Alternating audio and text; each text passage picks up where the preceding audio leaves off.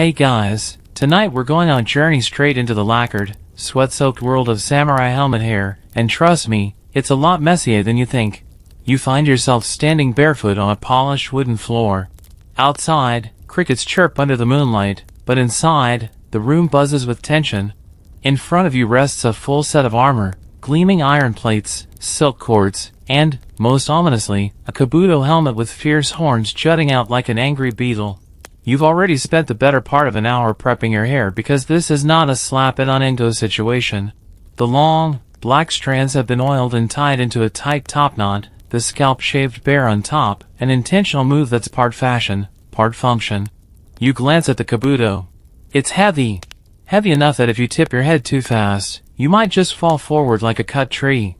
You probably won't survive your first battlefield charge, but hey, at least you'll look traditional doing it. So, before you get comfortable, take a moment to like the video and subscribe, but only if you genuinely enjoy what I do here. And while you're at it, drop a comment with your location and what time it is right now where you're listening. Now, dim the lights, maybe turn on a fan for that soft background hum, and let's ease into tonight's journey together. The helmet is more than just protection, it's a status symbol, a portable shrine to your honor, and, frankly, a personal sauna for your scalp. As you lift the kabuto over your head and settle it down, the iron rim presses against the tender skin of your forehead. It's tight. Samurai armor wasn't designed for comfort. This is no custom-fitted sports helmet with cushy foam lining. No, your helmet is lined with little more than hardened leather and hopes. Beneath the kabuto, your neatly prepared hair is crushed like fresh sushi under a wagon wheel. You feel the knot shift slightly. You wince. All that meticulous combing, oiling, and shaving flattened in seconds. Historians still argue whether the chanmish, the iconic samurai top knot, was invented more for practical helmet fit or as a symbol of one's warrior class. Either way, it isn't helping your scalp now. You try to adjust, tilting your head slightly. The helmet shifts a little but doesn't give you any relief. Sweat starts to form almost immediately. Imagine wrapping your head in a cast iron skillet and standing in the sun.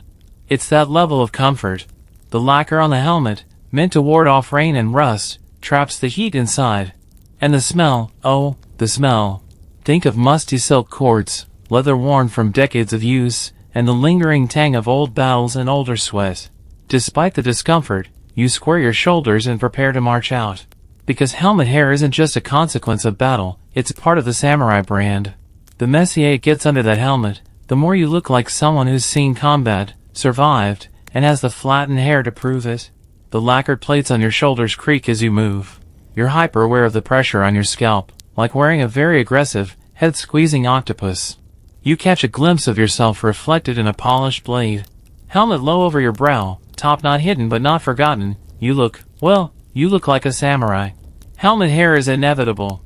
But here's the real kicker, after the battle, when you peel that kabuto off and let the hot, sticky air hit your head, you're left with a crushed, matted, sweaty disaster. Yet you're expected to saunter into the castle or the shogun's hall looking composed, like you haven't just spent hours boiling your scalp. This is why the samurai had their hair prepped so meticulously beforehand. It wasn't about vanity, it was damage control. Without the careful shaving of the pate and the tight, oiled knot, your hair would end up a tangled, stinking mess, impossible to recover with a quick comb-through. There's even evidence that samurai would carry small combs tucked into their belts, much like a knight might carry a dagger. Practicality, yes, but also pride. The armor could be dented. The blade could be dulled. But you'd be damned if you walked around with helmet hair and no plan to fix it. So there you stand, the heavy kabuto crushing down on your head, your scalp screaming softly in protest. You shift your feet. You adjust your grip on the hilt of your sword. You remind yourself that a true samurai endures discomfort for the sake of honor and good hair. And as you step out into the courtyard under the waning moon, your armor clanking quietly, you carry with you not just the weight of your helmet but the centuries-old burden of style. You're already sweating under the kabuto, but the real preparation for this moment began hours ago, maybe even days. Before you even think about strapping on that armor, you have to deal with your hair. It's a ritual, really. You sit cross-legged in front of a small mirror, a polished bronze plate, and start by massaging oil into your scalp. Camellia oil, thick and lightly fragrant, slicks your hands and tames the wildness of your hair. This isn't about looking pretty, it's a battle tactic. With deft fingers, You part the hair, gathering the long strands and pulling them tight. The top of your head is already shaved, a clean, smooth plane called sakayaki that helps the helmet sit closer to the scalp. Historians still argue whether this shaving started primarily for helmet comfort or as a sign of class distinction, but you don't have time to ponder.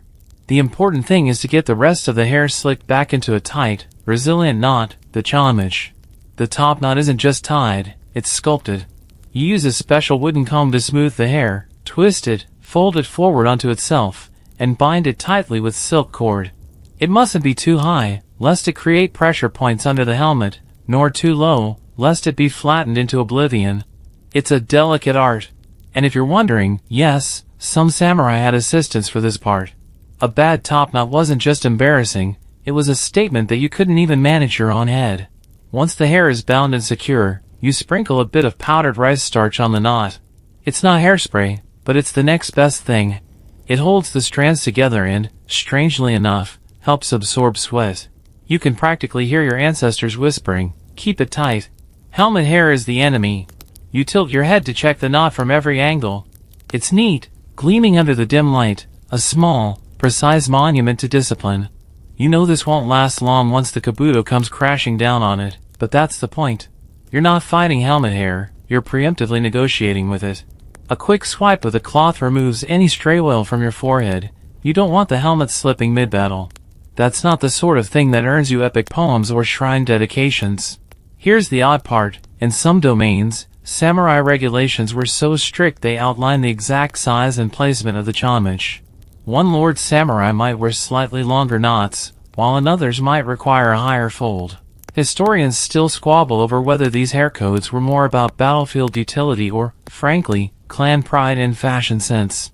And yes, don't be surprised, samurai were deeply concerned with appearances. Your armor could be exquisite, your sword razor-sharp, but if your hair was sloppy, it suggested a sloppy mind, and sloppy minds got themselves, and others, killed. With your hair finally bound, you reach for the headcloth, the hachimaki. This isn't the cartoonish white headband of martial arts films. It's a functional wrap, knotted securely around your forehead to catch sweat and provide a little extra padding under the helmet. Some samurai even tucked in small charms or family crests into their hachimaki, hoping for protection beyond the physical. Once the hachimaki is in place, you lower the kabuto onto your head carefully, like cradling a newborn made of metal and ancestral expectations. It's heavy, sure, but it's familiar. The chin strap tightens with a tug, pinching just slightly under your jaw. You stand, brushing your palms on your thighs, and take a moment to appreciate the final ensemble in the mirror. The chanmage is hidden now, flattened into submission. But you know it's there, secure, waiting to spring back, mostly, into place once the helmet comes off. Still, you can't help but imagine what you'll look like later, helmet removed, hair matted in strange patterns, strands sticking out like frightened cats. There's no escaping helmet hair, but with the right preparation, you might just emerge looking less like a drowned rat and more like a disheveled hero. And hey, if all else fails, there's always the old samurai joke. Helmet hair is proof you lived through it. You chuckle under your breath, adjusting your armor one last time. It's time to step into the sun, to the sound of creaking leather and clanking iron, your scalp already beginning to itch under the oppressive weight. The war might be raging outside, but inside your helmet, the real battle has already begun. You've gotten used to the heavy pressure by now, the way the kabuto presses down like an angry hand, but what you can't ignore is the odd sensation of the shaved portion of your head rubbing against the rough inner lining. It's like someone is very slowly trying to sandpaper your scalp into submission. And here's the kicker, that bald spot? Totally intentional. Not a sign of aging, but of pride, strategy, and social standing.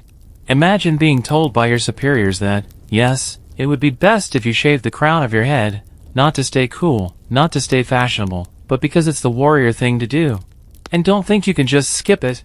Samurai without a proper sakayaki looked, well, suspicious.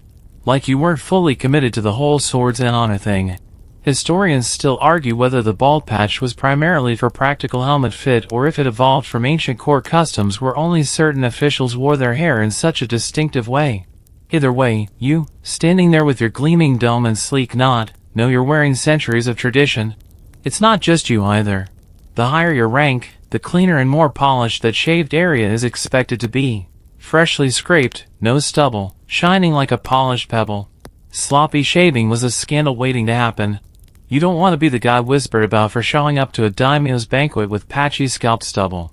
Rumor traveled faster than arrows. You reach up to adjust the kabuto slightly, feeling the sweat already beating at the back of your neck. The shaved portion actually helps with the heat. It gives the helmet less hair to trap and tangle. Less hair equals less discomfort. Well, theoretically. It's a bit like putting a candle out with a paper fan, marginally helpful but mostly just symbolic. Of course, not every samurai was keen on maintaining that shiny bald spot. Some would skimp on shaving during long campaigns, hiding the neglect under their helmets and hoping no one would call them out. Others turned the sakayaki into an art form, smoothing the skin with a pumice stone or even scented oils to keep it pristine. It wasn't just a style choice, it was a quiet declaration: I am disciplined. I am loyal. I don't slack, even when no one's looking. And just imagine the ceremony of it all, seated on the tatami mats, a junior retainer carefully scraping your scalp with a razor-sharp blade, the smell of rice paper and camellia oil hanging in the air. Maybe there's soft flute music playing somewhere in the distance, or maybe it's just the tense silence as you pray he doesn't slip. Even today, echoes of this style survive. Sumo wrestlers maintain a version of the chanmish, although, mercifully for them, they don't go around shaving their crowns. Still, there's a certain reverence in the maintenance of hair traditions, an understanding that a person's head, bald or not, is more than just skin and follicles. It's an emblem of who you are. Helmet hair, you're starting to realize, is not just the messy aftermath of battle. It's a symptom of a much deeper identity. Every mat of hair stuck to your sweaty scalp, every indentation from the kabuto's rim, is a badge of the centuries-old agreement you've made to look a little ridiculous for the sake of something bigger than yourself. You shift in your armor. The shaved portion itches slightly, a cruel reminder of your morning's careful preparations. But you don't scratch. A samurai endures. A samurai doesn't fidget. You can fix it later, after the battle, when you can finally unstrap the helmet, shake out the battered remains of your top knot, and, hopefully, avoid looking like you've just fought a war with your hair and lost. Maybe helmet hair is inevitable. Maybe it's a small price to pay. But in this moment, standing still in the sweltering sun with your scalp roasting and your dignity just barely intact, you start to wonder, could it have killed them to invent a little padding? You try not to think about the heat pressing down on your skull like a stubborn, sun-warmed boulder, but it's impossible to ignore. The kabuto is heavy, not the kind of heavy you feel immediately, but the kind that creeps in slowly, like a cat settling on your head and refusing to move. You take a slow breath. The air is thick, humid, and smells faintly of dust, sweat, and lacquer. The kabuto isn't just a chunk of iron. It's a marvel of craftsmanship, layered metal plates riveted together, coated in glossy black lacquer to stave off rust, adorned with antlers, crests, and elaborate visors to intimidate your enemies and announce your allegiance from 50 paces. It looks magnificent. It feels like wearing a cooking pot. Historians still argue whether the elaborate designs were more for psychological warfare or clan identity. Either way, you're carrying a personal billboard of intimidation on your head, and it's slowly broiling you from the inside out. The inside of the kabuto is lined, if you're lucky, with thin strips of leather, sometimes layered with silk padding. But luxury is for lords. You, humble samurai that you are, make do with whatever your stipend can afford. A single misaligned seam rubs at your scalp. The helmet's weight digs into the base of your skull. You try to adjust it by rolling your shoulders, but the kabuto simply presses harder, like it's reminding you who's really in charge. You can't help but notice how your vision narrows, too. The wide, curved brim, the shikoro, blocks out the sun but also cuts your peripheral sight. You feel like you're peering out of a mailbox. It's a claustrophobic view of the world, and you're about to charge into battle with it. And the sweat. Oh, the sweat. It collects at the nape of your neck, trickling slowly down your back, pooling uncomfortably under your armor. It seeps into the chanmish, despite your careful oiling and starching, turning it limp and sticky. By the time you peel off the helmet, you know the top knot will have collapsed into a sad, greasy squiggle. Helmet hair doesn't just flatten your pride, it dissolves it in a stew of salt and oil. You wonder if this is why some samurai, the clever ones, shaved even more of their heads than required. Less hair, less suffering. There's a reason monks go fully bald. Smart move. Every now and then, when the wind shifts, you catch the smell trapped inside the helmet, old lacquer, damp silk, the ghosts of battles past. It's not terrible, but it's not good either. Some samurai rubbed their armor with incense or scented oils to mask the less noble odors of the battlefield. You didn't have that luxury. You smell like, well, like a person wearing 50 pounds of iron and cotton in the summer. You shift your weight again, feeling the kabuto slide ever so slightly. Not good. A loose helmet in battle could mean death. It has to be snug enough not to wobble when you swing your sword, but not so tight that it scrambles your brain before your enemies can. And yet, you endure. Because what choice do you have? Helmet hair isn't your enemy. Discomfort isn't your enemy. No, the real enemy is the one standing across the field, similarly burdened, probably wondering the same thing you are. Why didn't anyone think to invent a lighter helmet? But you shove the thought aside. You are a samurai. You endure heat. You endure sweat. You endure the itchy, sticky flattening of your once proud hair. You shift your stance, grip your katana tighter, and lower your head slightly to fix the kabuto more securely. The world narrows even further. The smell intensifies. The sweat drips faster. And you remind yourself, helmet hair is temporary. Honor is forever. When the battle ends, and let's be honest, if you're lucky enough to walk away from it, you finally get to experience the true, humble glory of helmet hair. You find a quiet corner, somewhere away from the still smoking fields and the hollow-eyed survivors stacking the wounded. You tug at the cords, your arms aching, fingers fumbling, and finally loosen the kabuto. You lift it off and, in that first sweet second, your scalp breathes again. The air hits the sweat-slicked bald crown, cool and sharp as a blade. Freedom. Sweet, humiliating freedom. And then you see it. Or rather, you feel it first, a squashed mess of hair flattened in weird ridges, matted where the oil and starch have given up the fight. The chonmage, once proud and gleaming, now sits like a sad little deflated balloon atop your head. Strands cling to your forehead. Others stick out at impossible angles like a badly groomed rooster. You can already hear the jokes your comrades will make. Ah, another proud warrior, one might call out, feigning awe. Ready for court, are we?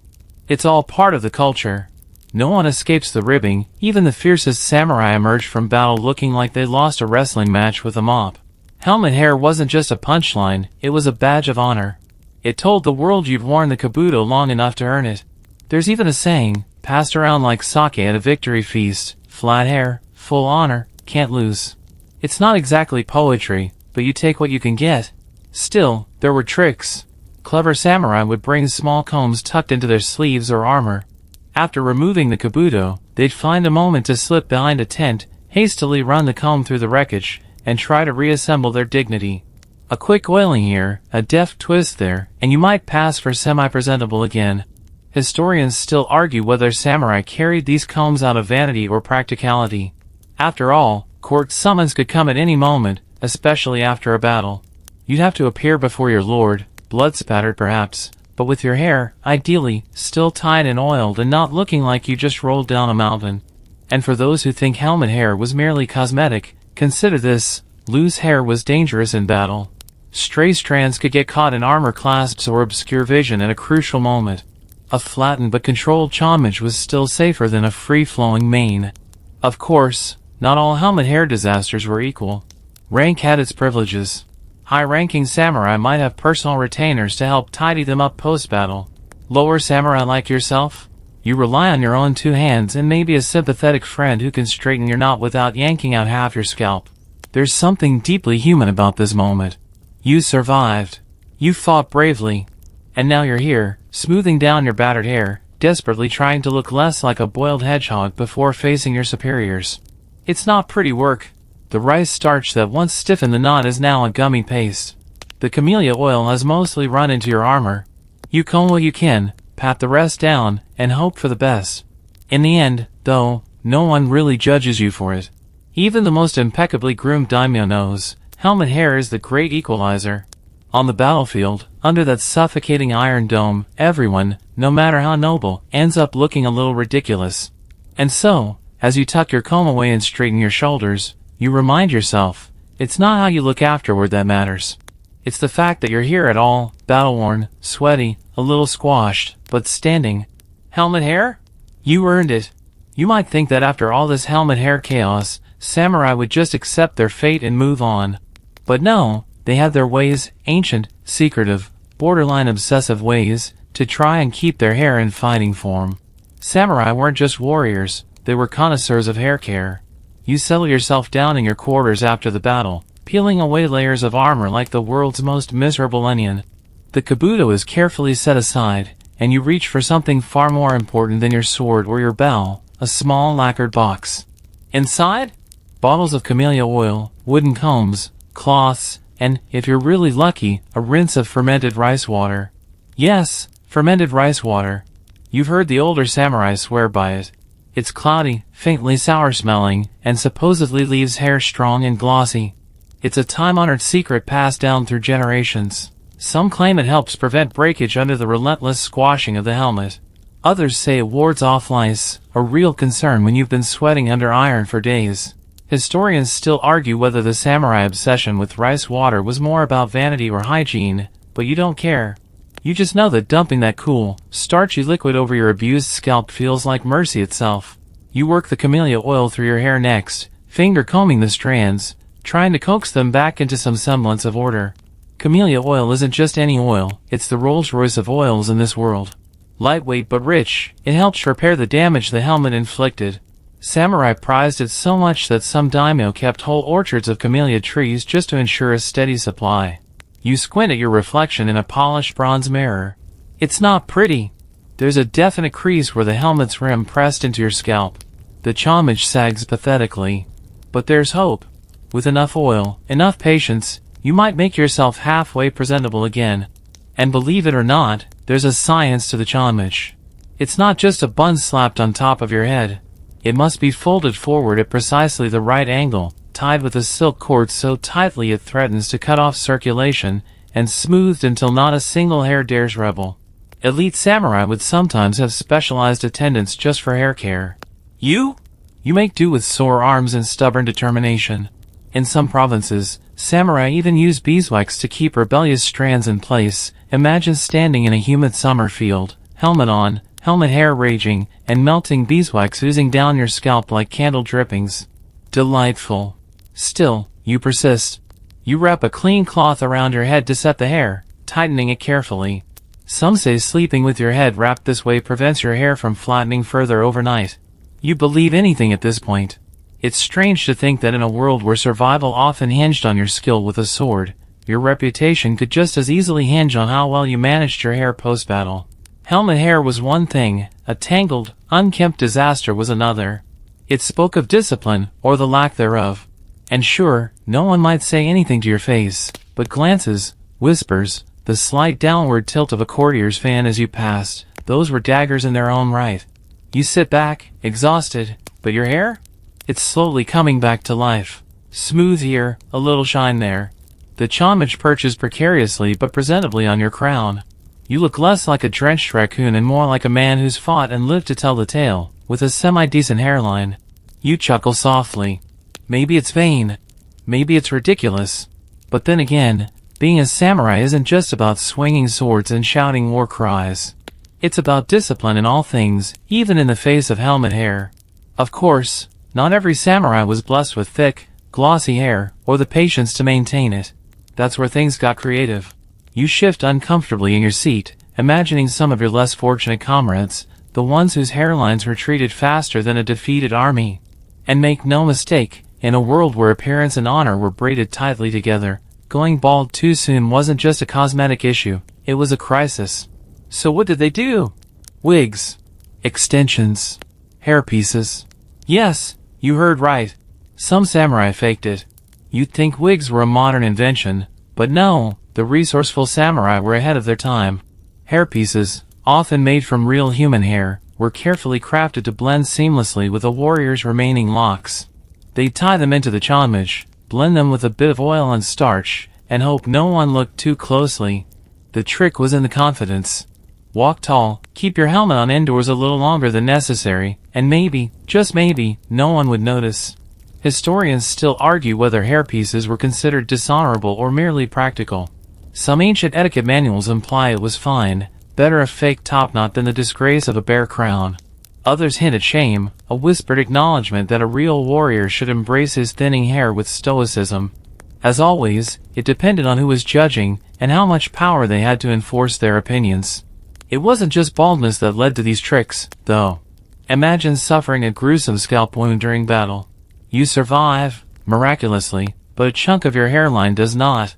Instead of displaying the unfortunate patchwork of scars and bald spots, you discreetly commission a wig maker, yes, they had those, and have a small piece crafted to fill in the gap.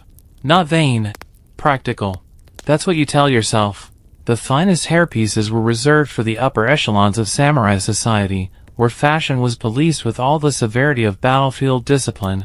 A mismatched hairpiece could undo you faster than an ill-aimed spear. You had to make sure the hair matched your natural texture and shine, that the weave was tight, the placement flawless. And if you think the ladies were immune from this hair obsession, think again. High-ranking samurai women also relied on hairpieces and elaborate extensions, though theirs were more about court presentation than surviving a helmet. In some circles, it was even whispered that a particularly vain samurai might borrow techniques from the ladies' salons, although of course, he'd never admit it publicly. You reach up and tug gently at your own top knot, reassuring yourself it's still firmly attached. Real. Yours. You picture some poor soul whose homage slipped mid-battle, a slow, horrifying descent as sweat loosened the ties, the hairpiece sagging tragically over his brow. That's the kind of thing that earns you a place not in the history books, but in drinking songs and snide poems. Still, you can't help but admire the ingenuity. If helmet hair is inevitable, why not meet it head-on with a little creative problem-solving? Better to face the enemy with a firm top knot, even if part of it is borrowed. You lean back, imagining a pre-battle ritual, some samurai smoothing down their natural locks, others discreetly adjusting extensions, oiling and starching and combing, each striving for that perfect, battle-ready crown. Vanity? Maybe. But also pride. Discipline. A refusal to let even helmet hair claim victory. After all, anyone can swing a sword. But surviving both a battlefield and a public appearance with your dignity intact? That's the real art. Armor. Heavy. Bulky. Loud. And worst of all? Absolutely catastrophic for your hair. You stand there, trying to adjust the plates around your shoulders, the do, the sodi, the kusazuri, and with every tug and buckle, you can feel your carefully sculpted top knot catching and snagging. The cords that tie your chest armor shift awkwardly against your hairline, dragging across the oiled strands you spent so long arranging. It's like fighting a losing battle before you even step onto the field. Getting dressed in full armor isn't something you do alone either.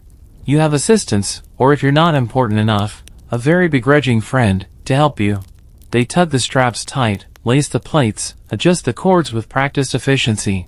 And as they yank one last time on the chin strap to secure your kabuto, they give the knot on your helmet an extra jerk for luck, squashing whatever hope your hair had of surviving the day. Historians still argue whether the order of armor donning, helmet first, or last, was strictly regulated or just varied based on personal preference and common sense. But one thing's for sure, no matter how carefully you prepared your hair, it was always the first casualty of the process. And forget about any sympathy. If your assistant ruins your hair while tightening your sodi laces, too bad. Complaining about it would earn you precisely zero pity, and maybe a few jokes about whether your loyalties lie with fashion or fighting. Armor fittings could be a nightmare even on the best days. Silk cords and metal plates pulling against the delicate skin of your shaved pate, the homage pressed and pinched from all sides. Some samurai tried little tricks, wrapping an extra cloth around their hair to minimize friction, oiling the strands to slip under the armor cords more easily. But the truth is, once the do is cinched tight and the kabuto dropped into place, your hairstyle's fate is sealed. You shift your weight, feeling the tension in the cords biting into your shoulder blades, the helmet's weight pressing harder into your scalp. You remember a friend, well, former friend, who thought it would be a good idea to pad the inside of his kabuto with a bit of folded silk. Softer, he reasoned. More comfortable. He failed to consider that extra silk meant extra slipping. Mid-battle, his helmet shifted sideways, blinding him at the worst possible moment. He didn't survive to regret it. So you endure. You accept that the lacquered plates will smother you. That the silk cords will tangle with your hair like mischievous fingers. That by the time you even see the enemy, you'll feel as if you've already fought 3 battles, one against your own armor, one against the summer heat, and one against the rebellion atop your head. And if the thought crosses your mind that maybe, just maybe, Helmet hair is less a side effect and more an elaborate hazing ritual built into the samurai code. Well, you're not alone. You adjust the kabuto one more time, tugging it down until it sits snugly against the shaved crown of your head. The chanmish, once neat and proud, now smushed beyond recognition, pulses weakly under the pressure. You take a breath, flex your fingers around the hilt of your katana, and remind yourself, the armor's clumsy, the helmet's cruel, and your hair? Your hair will look ridiculous. But honor isn't measured in strands. And besides, if you somehow live through this and end up with enough helmet hair horror to make the older warriors chuckle knowingly at your expense, well, maybe you'll have earned your place among them. One terrible hair day at a time. The first time you remove your helmet after a full day of marching, sweating, and occasionally dodging arrows, you notice something even worse than flattened hair: the smell.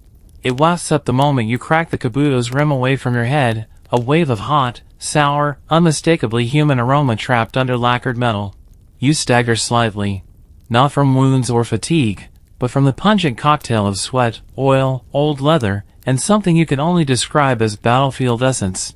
It's powerful. Samurai armor was designed for survival, not ventilation. Your body, encased in layer upon layer of silk, metal, and lacquer, has been simmering all day. And all that effort you made earlier with the camellia oil and rice starch? Well, it's melted now, creating a kind of fermented head stew.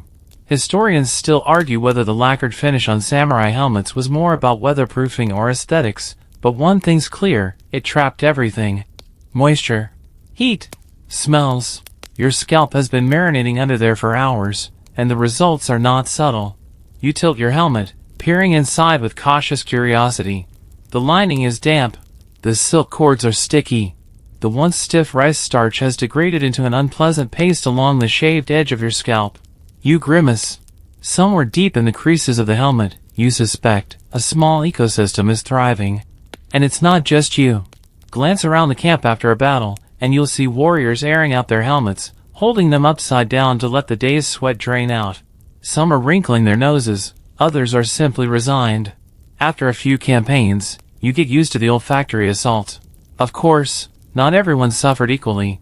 Higher-ranking samurai sometimes had helmets lined with slightly better materials, soft leathers, delicate silks, that absorbed less sweat and, supposedly, smelled less like disaster at the end of the day. But let's not kid ourselves.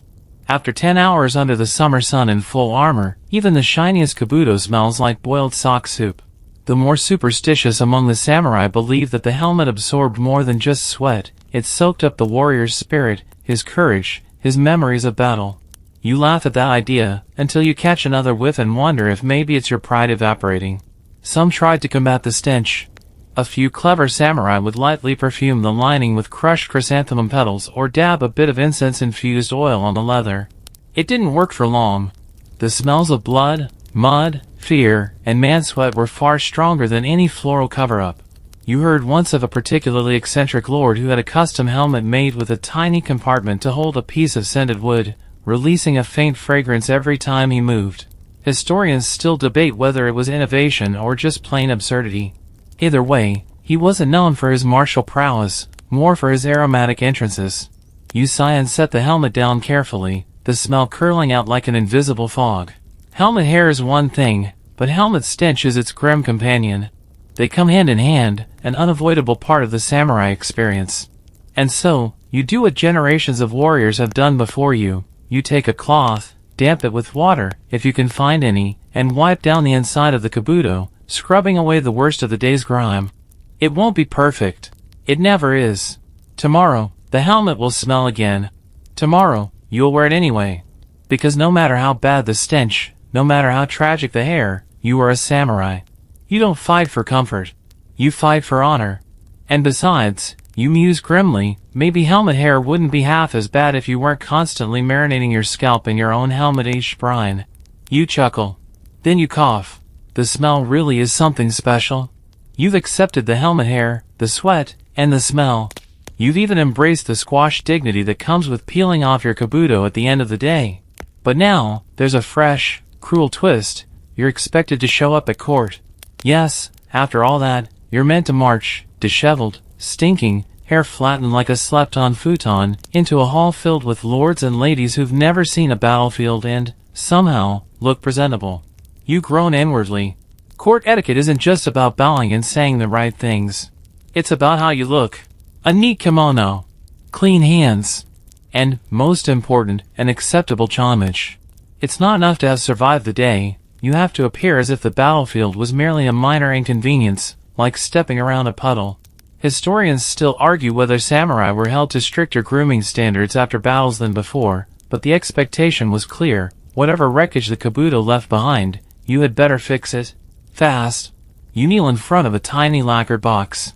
Inside are your salvation tools: a small comb carved from boxwood, a cloth dampened with lavender water, and a slim tube of rice paste to retie and stiffen your top knot into something resembling order.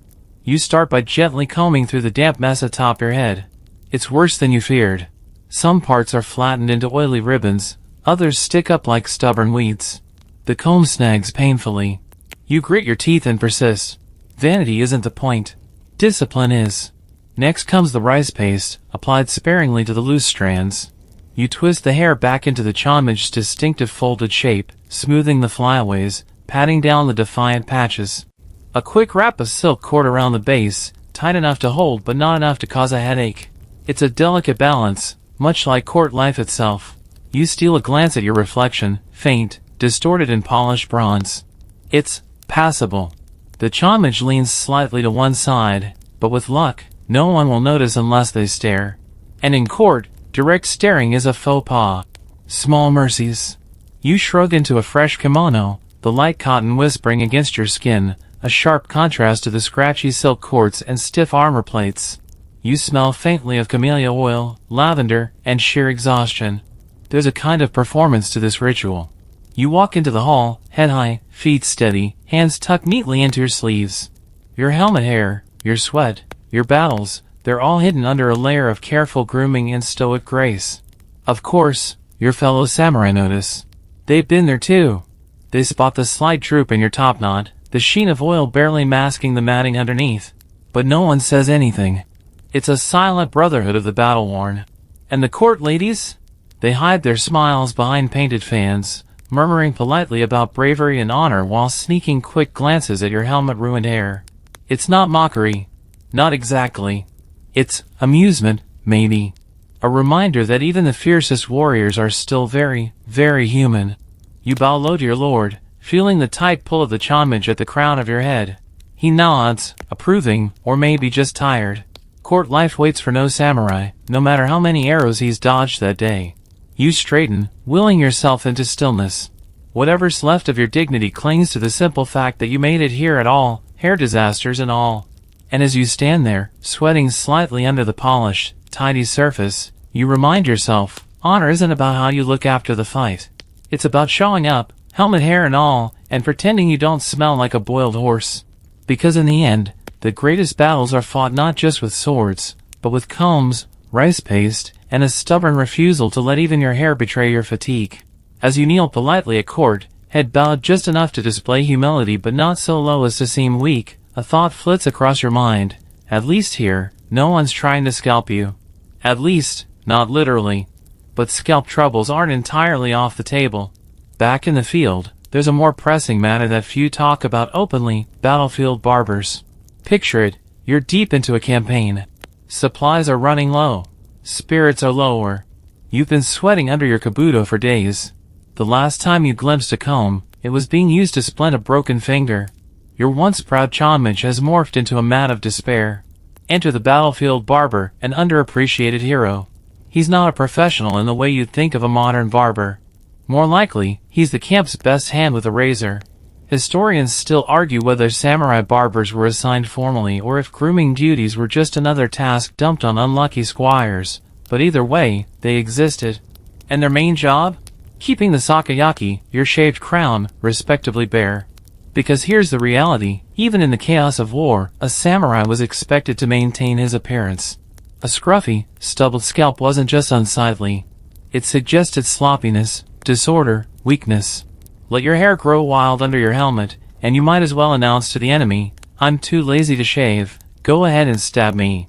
So once every few days, you'd find a moment, probably behind a tent or near a stream, and a fellow warrior, armed with a knife honed for practicality rather than comfort, would set about scraping the regrowth from your scalp. There's no delicate way to put it, battlefield shaves were brutal. No fancy creams. No warm towels. Just a razor, cold water if you're lucky, and the sound of scraping his hair, and occasionally skin, peeled away. You sit still, gritting your teeth as the blade moves.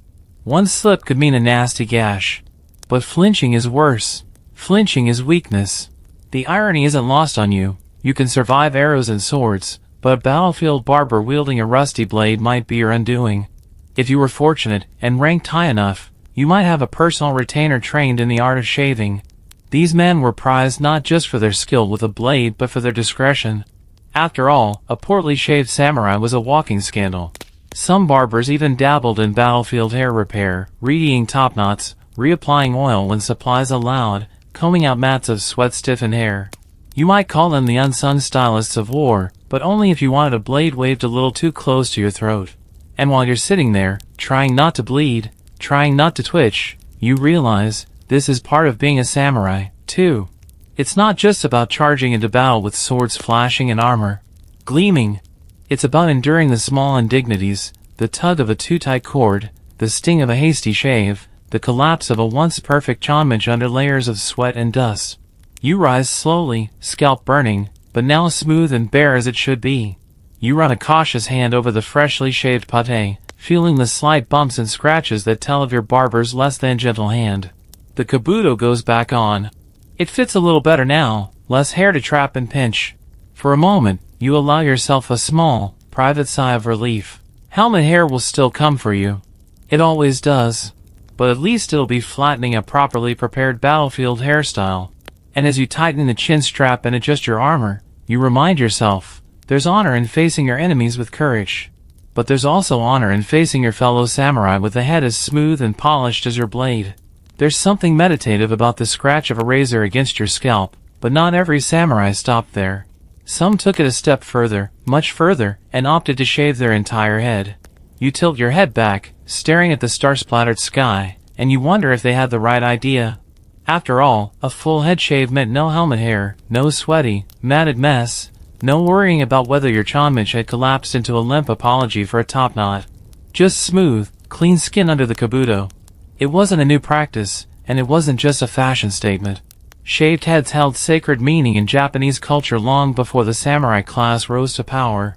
Buddhist monks shaved their heads as a symbol of renunciation of worldly desires, a physical manifestation of inner discipline and spiritual focus. Some samurai, especially those drawn to the warrior monk path of the Sohei, followed suit, shaving their heads entirely. Historians still argue whether this was done out of pure religious devotion or because, frankly, it made helmet maintenance way easier. You can't deny the appeal. No chanmage to oil and starch, no careful shaving of the sakayaki, no last-minute repairs before a court appearance. Just scalp, helmet, and battle. Simple, clean, efficient. And yet, going fully bald wasn't without risks. For one, a fully shaved head could be seen as a break from the rigid social codes of the samurai. The chanmage wasn't just a hairstyle, it was a visible marker of class and status. To abandon it entirely was to step away from tradition, and while some respected the austerity, others viewed it with suspicion. You know the stories, samurai who retired early, taking Buddhist vows and shedding their topknots along with their worldly possessions. In a culture that revered appearances almost as much as swordsmanship, this was a radical, almost rebellious act. There's a part of you that admires it. The sheer gall to walk into the shogun's court, head gleaming, no pretense of vanity. A statement of pure focus and spiritual independence. No helmet hair, sure, but also, no care for the judgment of lesser men. Then again, there were also practical reasons to hold onto that tuft of hair. Without the sakayaki and chanmage, helmets didn't fit as securely. That shaved scalp could slip against the smooth interior of the kabuto during a fight, turning a piece of armor into a dangerous liability.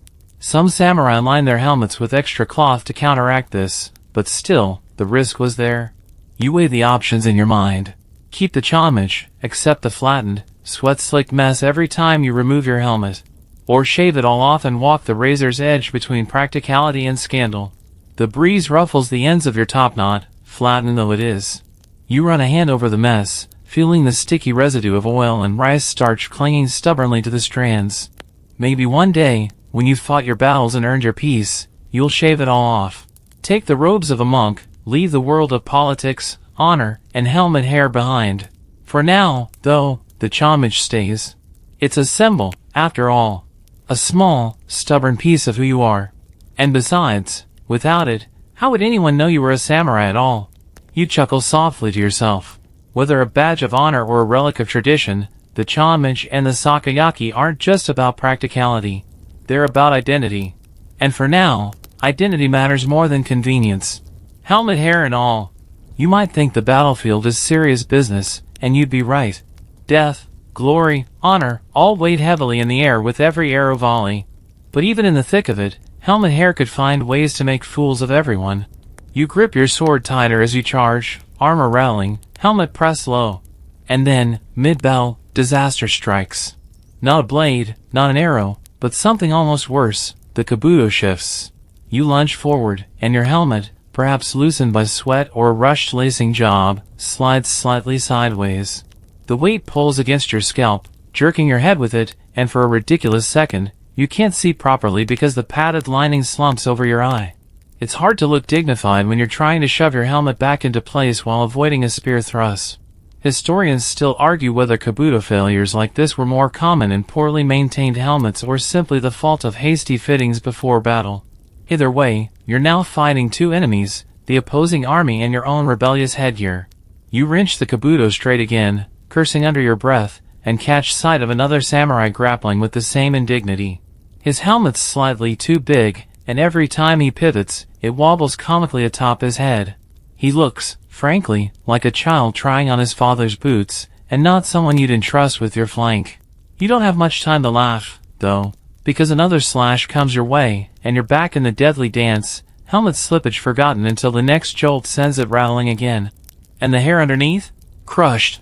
Pulled. Twisted in ways the camellia oil and careful combing never anticipated. If you were worried about helmet hair before the fight, you're downright despairing now. By the time you finally stagger off the field, bruised, battered, and exhausted, your kabuto is barely hanging on, your homage has half collapsed, and there's a distinct possibility that a few strands have been yanked out entirely. The helmet comes off with a damp schlup sound, and what's left on your head could best be described as abstract.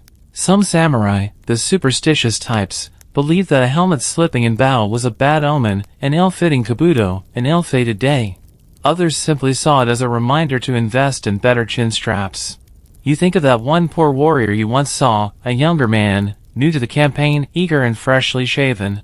His kabuto flew clean off mid-charge, exposing his gleaming scalp like a beacon. He froze for just a second, startled. In battle, a second is a lifetime. He didn't get another. No one jokes about helmet slippage lightly. But back at camp, once the armor is off and the swords are cleaned, the tales begin. Helmet mishaps become the stuff of legend. Quiet chuckles ripple through the evening air as comrades recount whose kabuto flopped, whose topknot stuck straight up like a rooster's comb, who emerged looking less like a warrior and more like a startled hedgehog. You sit by the fire, combing your hair carefully, fingers working out the worst of the tangles. You can't help but smile at the ridiculousness of it all.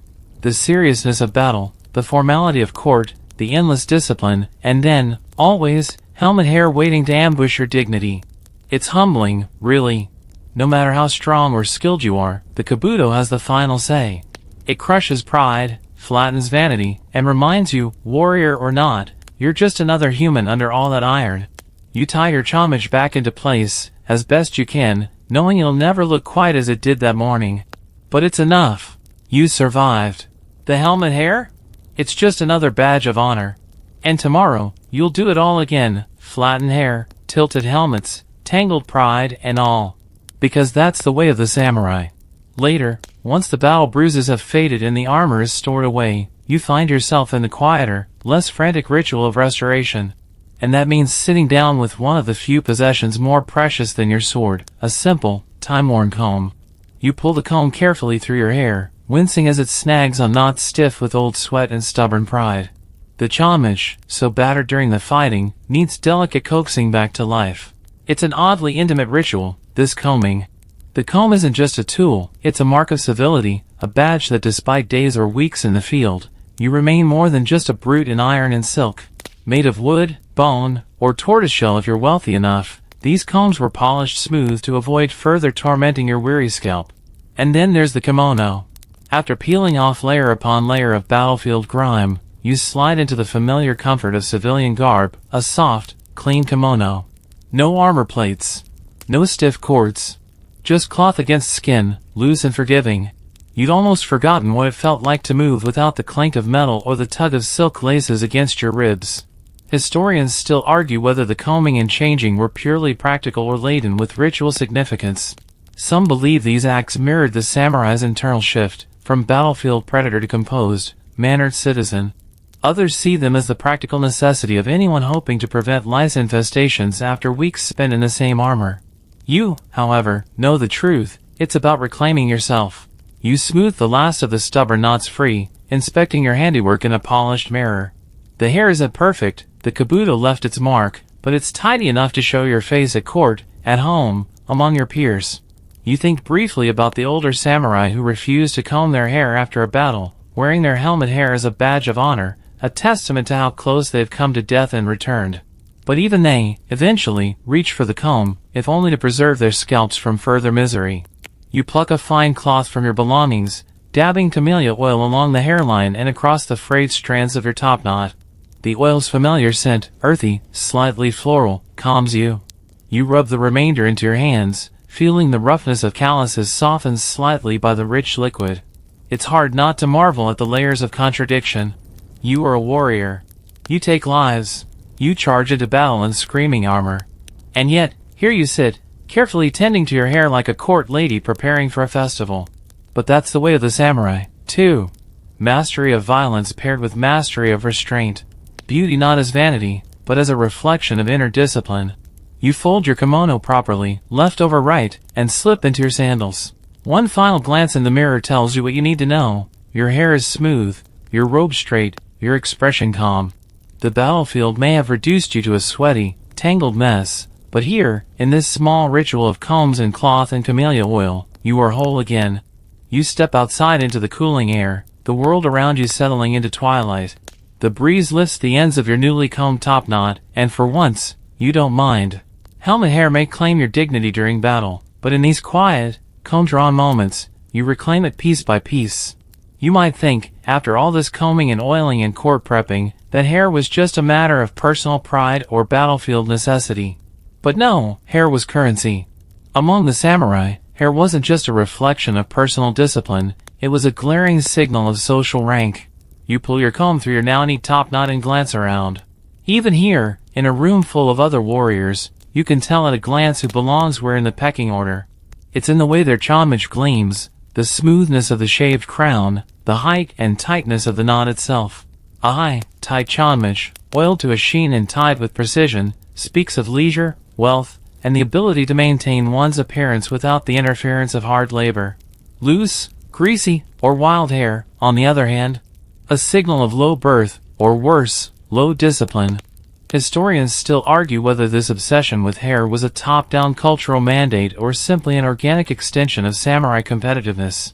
But whatever the root, the result was the same. Your hair told the world who you were before you ever opened your mouth. You think back to your first days in service, a trembling teenager barely old enough to hold a sword, being scolded not for a missed strike or a fumbled bow but for an untidy topknot. You thought it unfair at the time. Now, you understand, a poorly kept homage spoke volumes about your commitment to everything else. A polished knot was not about vanity, it was about discipline. If you couldn't control your own hair, how could you be trusted to control a battlefield? You remember stories of the great daimyo who held inspections not of arms or armor, but of appearance.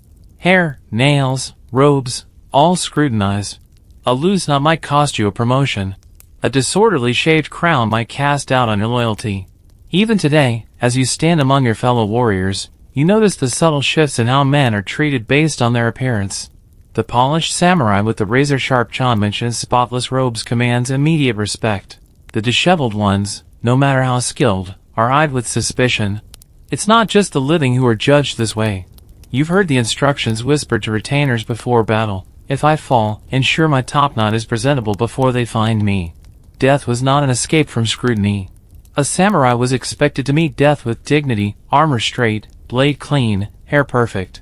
You reach up and tug slightly at your silk binding, adjusting it so the knot sits just so. A small act, invisible to most, but crucial to you. Even the sheen of your hair matters. A healthy, glossy chanmage suggests you're well-fed, well-groomed, and attentive to your duties. Dull, brittle hair? A silent confession that you're neglecting your body, and by extension, your honor. Of course, there are always exceptions. The grizzled veteran whose hair is a tangled mess but whose name alone makes others step aside. The grumpy old retainer with wild locks and sharper swordsmanship than half the court combined. But they are the rare ones, legends carved by decades of service. For the rest of you, there is only the daily grind, comb, oil, tie, repeat. Because even off the battlefield, you are never off duty. Your hair is your calling card. Your armor might be dented, your robes dusty, but your topknot? It must be flawless. You stand a little straighter, feeling the weight of expectation settle on your shoulders, as heavy as any kabuto. The battlefield tests your courage. The court tests your polish. And your hair? It quietly speaks for you in both places. In the quiet corners of the compound, you sometimes catch sight of the younger samurai, boys, really, fidgeting with their topknots, tugging at them like they're impatient to grow into something grander. They glance enviously at the older warriors, the ones with longer, thicker knots, their hair tied and folded with an effortless confidence that only comes from years of ritual. You smirk a little. They have no idea what's waiting for them. In the beginning, it's all about growth. As a young page, you were told to let your hair grow long. Long hair was a symbol of readiness. Only when it reached a certain length could it be properly shaved into the sakayaki and tied into a respectable chanmage. You remember how proud you were the first time the senior retainer nodded and deemed your hair ripe. It meant you were finally stepping onto the first rung of the warrior's ladder. Your head was shaved, leaving a gleaming, smooth crown, and the remaining hair was drawn tightly, the knot clumsy but serviceable. Historians still argue whether this rite of passage had deeper spiritual significance, whether it symbolized a samurai's readiness to discard childish things, or if it was merely practical. The truth is, when that first tight silk cord bit into your scalp, you understood it didn't matter. You were finally becoming a samurai. As the years rolled by, your hair grew longer, the chanmage fuller, the folds more intricate. With experience came the right, no, the obligation, to wear it higher, tighter, and glossier. The chanmage wasn't just a hairstyle, it was a timeline of your life. Young warriors wore modest knots. Veterans wore theirs like battle flags. But nothing lasts forever. You saw it first in the older samurai, thinning at the temples, a patch of scalp shining brighter than the lacquer on their helmets. No amount of camellia oil or clever combing could hide it. The hair that once crowned victories and bore the weight of countless kabutos slowly retreated. Some fought it with dignity, trimming the chanmage shorter, folding it more carefully to mask the loss. Others, stubborn to the end, held on to longer knots even as they grew wispy and fragile. You remember one grizzled captain, his topknot a thin whip of silver hair, still tying it proudly as if daring the years to take more. And then comes the final act in the hair's journey, monkhood. When a samurai retires, or falls out of favor, or simply grows weary of the ceaseless grinding of war and duty, he cuts his chanmage, shaves his head, and dons the robes of a monk. It's called shuk, to leave home, to leave the world. The cutting of the topknot is no casual affair.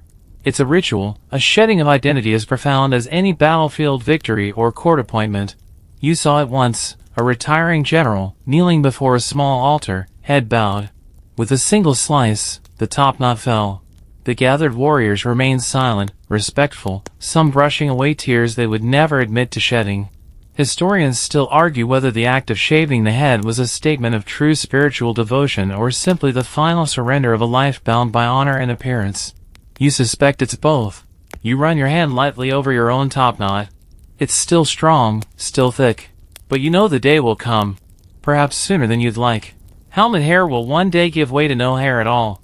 And when that day comes, you'll trade your lacquered kabuto for a monk's simple black robe. Your sword for prayer beads. And the battle? It will shift inward. For now, you adjust the knot, tightening it slightly, feeling the reassuring pull at the crown of your head. You're not ready to lay it down yet. But one day, When the war in your heart has grown quiet, when the weight of the kabuto no longer suits you, you'll shave your head clean, and with it, all the vanities and burdens you've carried. Helmet hair will finally lose its hold, and you'll walk away, lighter than you've ever been. You don't normally think of samurai as poets. It's all blades and honor, right?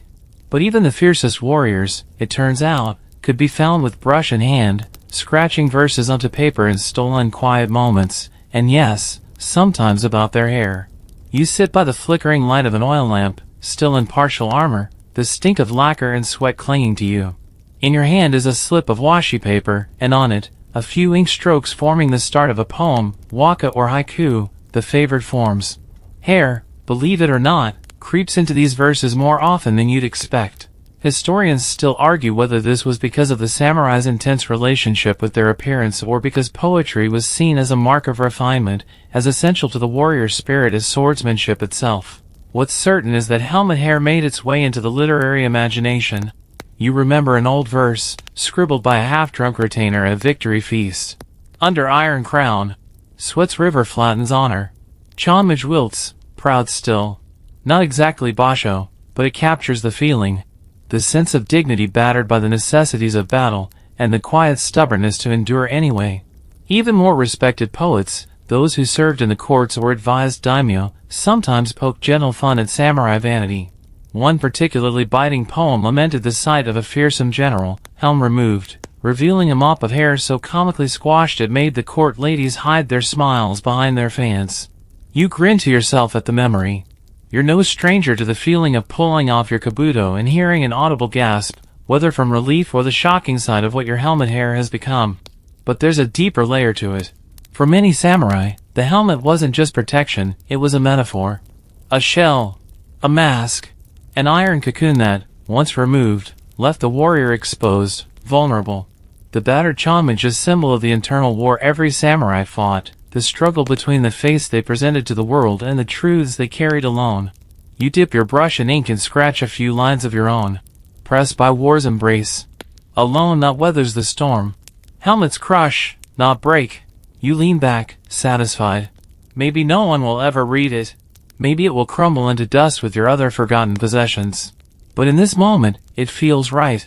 And if you think it's silly, poems about hair, about the awkward deflation of pride wrapped in silk cord, consider this. When your life is one long march toward death, even the absurdities deserve to be honored.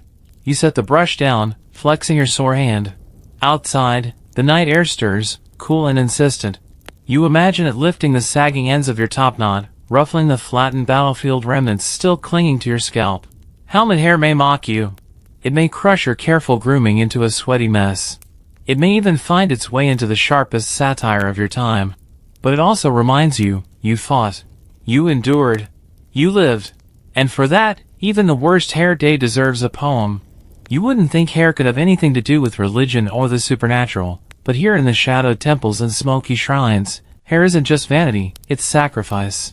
You kneel on the cool stone floor, the scent of incense thick in the air, tendrils of smoke coiling like ghostly fingers around the altar. In your hands, a small, tight bundle, a few carefully snipped strands of your own hair, bound with a cord of red thread. A lock of hair, offered to the gods. Historians still argue whether this practice began as a gesture of devotion or desperation. Some say warriors made these offerings before battle, pleading for protection. Others insist they were part of mourning rituals, an offering for comrades lost, a way to tether the soul of the fallen to something tangible. But you know what this is? It's a prayer. A bargain. The samurai believe that hair holds a piece of one's spirit. That to cut it, to give it away, is to offer up part of yourself, your honor, your life, your past. So you clip a piece from your chanmage, careful to take from the underside where it won't show, and leave it at the altar, hoping the gods are listening. Some warriors go further, offering full topknots in acts of extreme piety or penance. A samurai disgraced might cut his chanmage as a sign of humility before the gods, placing it on the shrine steps with trembling hands. In some rare cases, victorious generals offered their topknots after major battles, a visible sign that even triumph demands humility. You've heard tales of locks of hair being woven into charms and amulets. Small, secret things tucked into armor or sewn inside a kimono's lining, whispered prayers stitched into the very fabric of a warrior's life. Even love gets tangled in this tradition. Lovers, separated by war or duty, sometimes exchanged locks of hair. A silent promise. A remembrance. A part of oneself to be carried into battle and, if necessary, beyond death. You bow low before the altar, forehead nearly brushing the stone. The bundle of hair feels heavier than it should, as if the weight of all your past choices, your fears and hopes, are tied into those few dark strands. You place it gently among the other offerings, coins, scraps of cloth, a worn katana blade from a warrior too old or too weary to fight again. Your hair rests there, humble and unnoticed, but not unimportant. In the days to come, as you tighten your helmet and march into whatever chaos awaits, you'll remember this moment. Remember that a piece of you remains here, safe, waiting. A small insurance policy against the chaos of the battlefield. Of course, you chuckle to yourself, it won't stop the kabuto from squashing the rest of your hair flat. The gods may guard your soul, but they won't protect your homage from helmet hair. Still, you feel lighter as you stand. Lighter, and somehow braver. You tie your helmet back on, the familiar pressure settling over your scalp, pulling at what's left of your carefully combed topknot. It flattens again, as it always does. But now you carry the knowledge that somewhere, in the smoky quiet of the temple, a part of you is watching, waiting, guarding. And helmet hair? Well, that's just part of the price you pay. Time has a way of grinding down even the proudest traditions. You see it happening all around you, the slow, stubborn erosion of the old ways. But if there's one thing samurai are known for, it's clinging. Clinging to honor, clinging to ritual, and yes, clinging to their hair. You watch the world change. Armor, once painstakingly lacquered and tied with silk cords, gives way to lighter, more practical gear. The swords, still sacred, are worn less as tools of battle and more as symbols of station. And yet, on the thinning scalps of aging warriors, the homage survives. Even as the gun, loud, impersonal, terrifying, renders the art of the sword less relevant, samurai continue to bind their hair with the same care, the same ritual, the same stubborn pride. It's as if letting go of the homage would mean letting go of everything it represents. Historians still argue whether the clinging to the homage was simple conservatism or a last-ditch stand against the tide of modernization that would soon wash over Japan. Maybe it was both. Maybe the topknot was the final stronghold, the last defense against a world that no longer needed samurai. You adjust your own topknot, fingers deft from years of practice. The hair is a little thinner now. A little more silver streaks through the black. It doesn't matter. You tie it tight, smooth it flat, oil it until it gleams. Tradition demands it. In the courts, you notice more and more lords shaving their heads entirely, embracing Buddhist austerity, or fashionable minimalism, depending on who you ask. But among the holdouts, among the ones who still cling to the old ways, the homage endures like a flag planted on a battlefield long lost. There are rules, even in the decline. A proper samurai does not cut his topknot lightly. He does not yield to passing trends or foreign fashions. He binds his hair as his ancestors did, even if it's more memory than practicality now. You think of the young ones who still enter service with their heads shaved smooth. They're not small and tentative, proud of the badge of class and history they carry on their heads. You see the older warriors, their knots thinning but proudly worn, a testament to a life lived under the rigid banners of loyalty and discipline. And then you see the rebels, the ones who refuse, who leave their hair wild, who wear European clothes and talk of change.